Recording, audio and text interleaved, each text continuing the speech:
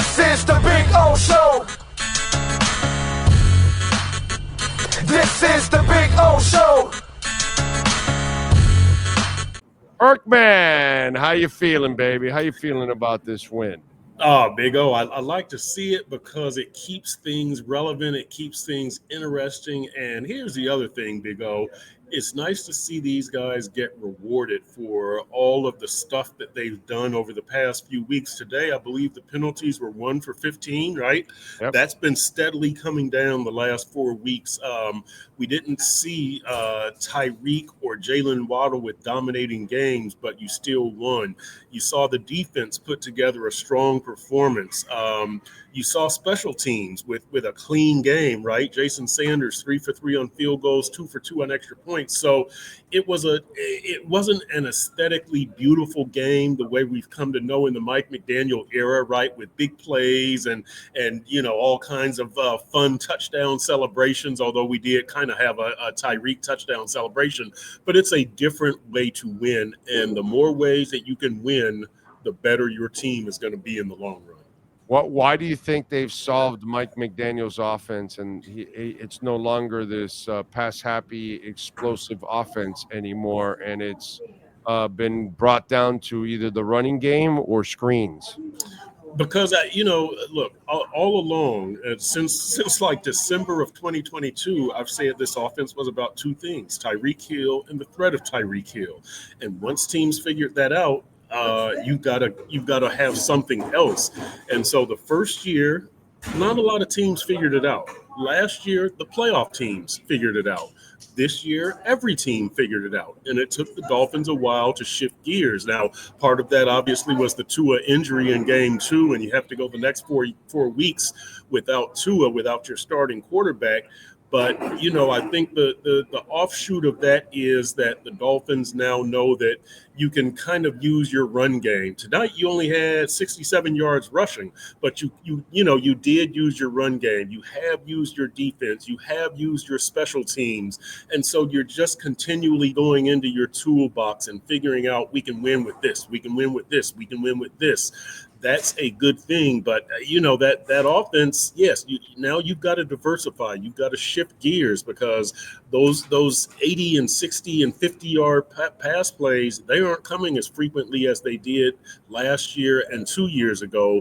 But again, you're finding different things that you can do within the team.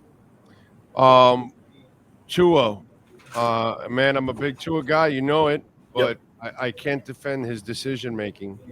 Out there hanging on to the ball too long, taking sacks that he shouldn't, fumbling the ball, throwing an interception off balance in a window that he had no business throwing into that window. Then he gets intercepted, and somehow or another he thinks he's a football player. And then he tells you after in the postgame that he has bad technique in tackling. Of course you do, bro. You're not a football player. You're not a tackler. Neither was most quarterbacks aren't tacklers, bro. And so the bad decisions continue to happen, and he refuses to take care of his body. And he won't listen, bro. Yep. He won't listen. Big O, 2 years ago, I asked Mike McDaniel, what do you want your quarterbacks to do if they throw an interception? And his answer was kind of to the effect of, I don't want them to get hurt making a tackle, but he also understood you don't want to just let the guy walk into the end zone either. So it's almost a situational thing and a place on the field. And, if Tua didn't make that tackle, you are under the threat of a pick six there. But dude, you don't stick your head down, and you just I don't know what the best way is, Big O, for a quarterback to make a tackle, because you don't really want to make it throwing shoulder, bro. Don't make it. If it's that was at the danger of a pick six right there, and you know what? Let it happen, and that's on you. And now go get it back. Marino would throw an interception. He was already headed back to the sideline and just screaming, F-bombing himself or whatever it was. And we were all fine with it. I don't remember Drew Brees trying to tackle people or Tom Brady or Peyton Manning. Brother, it is what it is. You're not an athlete. Don't go doing that shit.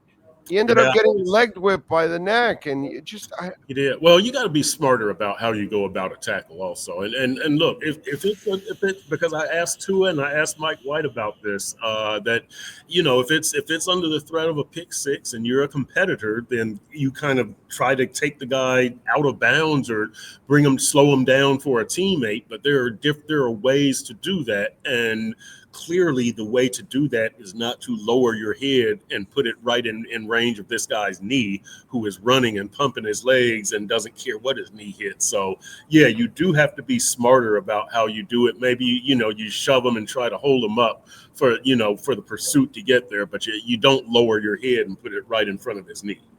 what do we know about the injuries, Doggy? Well, Cater came back, so we think that that's not going to be a problem, although I'm sure that they will look at it. He went knee to knee, Mike McDaniel's said. Robert Jones, I saw him after the game walking through the locker room. He came out. Lester Cotton replaced him. So from that, brief appearance, I think he's okay. But, look, I saw Austin Jackson in the locker room after last game, and he appeared to be okay. But I'm not trying to sound an alarm, but I think Robert Jones will be okay. Kendall Fuller, we'll wait and see. Concussion, not a good thing. And I think off the top of my head, that's it. I think they came out of this game fairly healthy. So talk to me about Tyreek. He got a wrist injury in the Washington exchange during that week, and he wasn't on the injury list throughout the year for an injured wrist. And then all of a sudden, now it's very interesting that it was re-injured in the arrest now too, which I smell lawsuits. Yeah, this is all very weird, the way this injury was hidden and handled.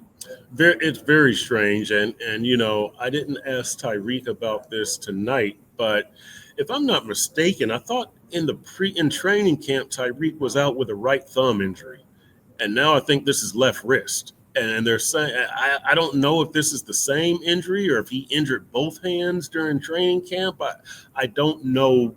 This is kind of bizarre. This is kind of bizarre. It just came out of nowhere, and to try. By the way, bizarre is normal, because bizarre is your defensive end who just came back from an Achilles injury, injures his knee, and you decide to just put a knee pad on it and send them back out there.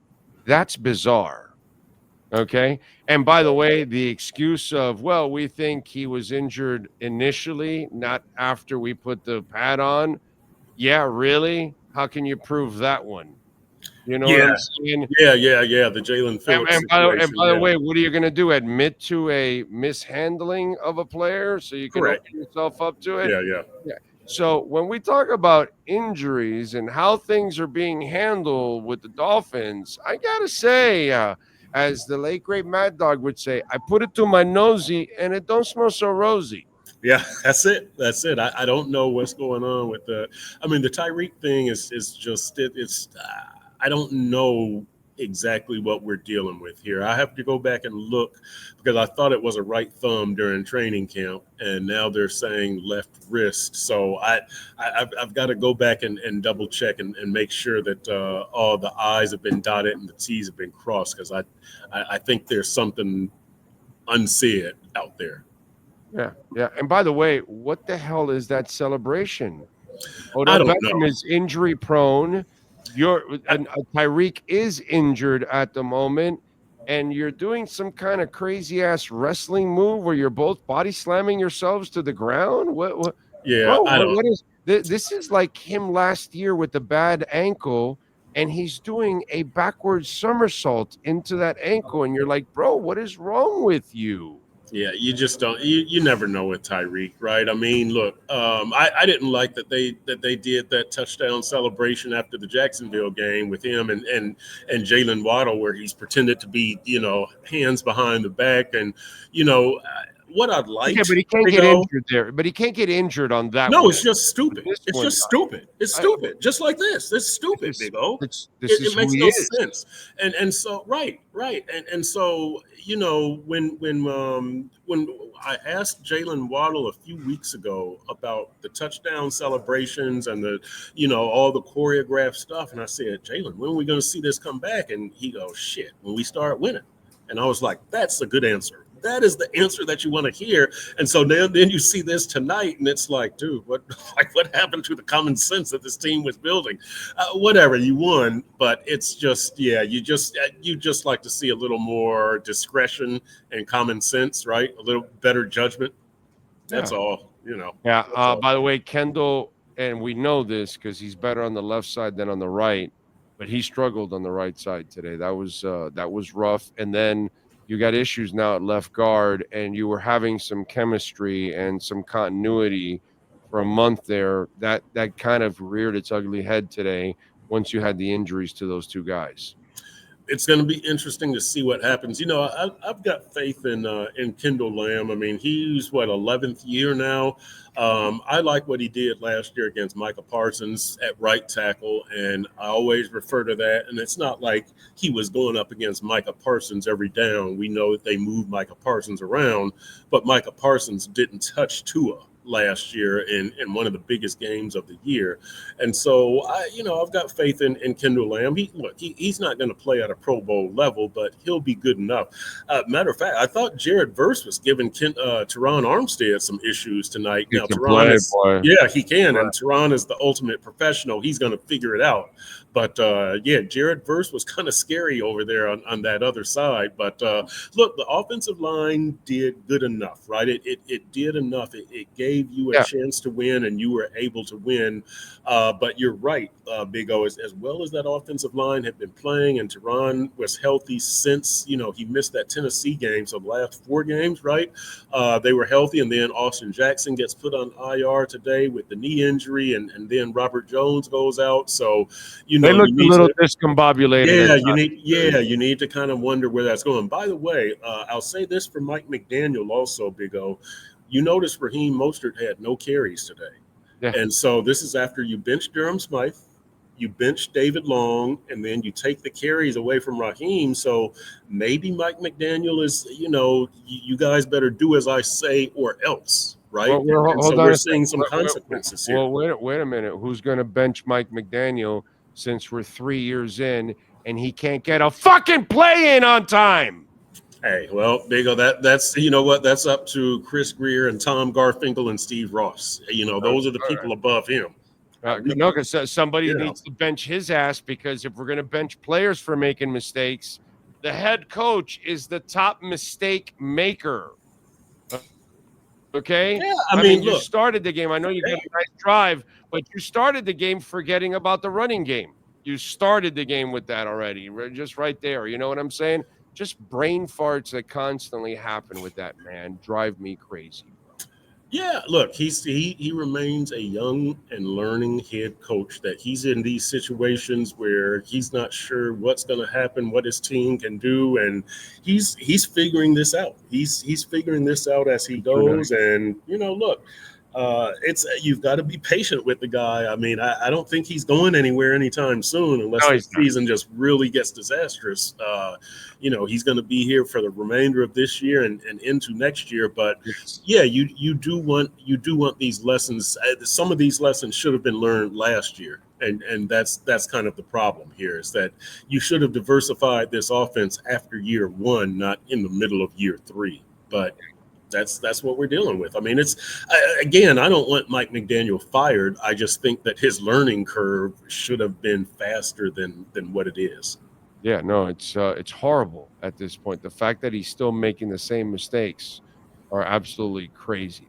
Just nuts. All right, what are you working on in the Sentinel so Dolph fans can check you out, my friend? Well, you know what? We're going to have to look at the season and what can they salvage out of this season now that they're finding some different things that they can do, with your Brown game, with the lack of big plays, with what your defense can do. So, what does this do for the rest of the season? I think it does good things because you've got more versatility, you've got more options, you've got more ways to win. You do have to watch out for health because as we get into this time of year, every team starts to lose players.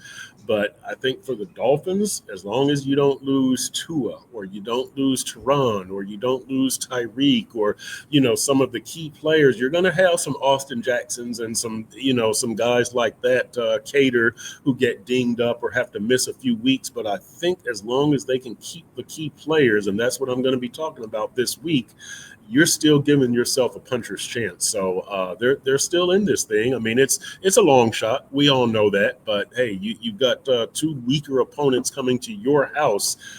So let's see what you got.